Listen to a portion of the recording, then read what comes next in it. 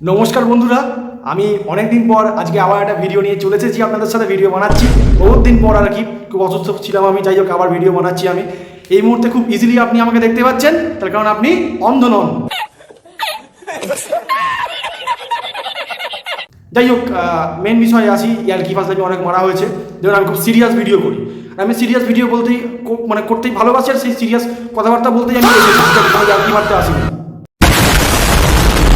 দেখুন, ছোটোবেলা থেকে কিন্তু আমি খুব সিরিয়াস স্টুডেন্ট ছিলাম, এবং সিরিয়াস স্টুডেন্টদের একটাই কাজ, খুব ভালো করে পড়াশোনা করা, যেটা আমি সবসময় লাস্টের দিক থেকে করে এসেছি।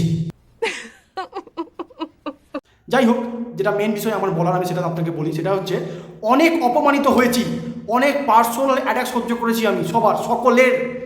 এবং আমি ঠিক করেছিলাম আমি সিভিল সার্ভিসে প্রিপারেশান নেব, এবং নিয়ে আমি দেশকে শোধরাবো, এই সিস্টেমকে শোধরাবো, সবার অপমানের জবাব আমি দেবো।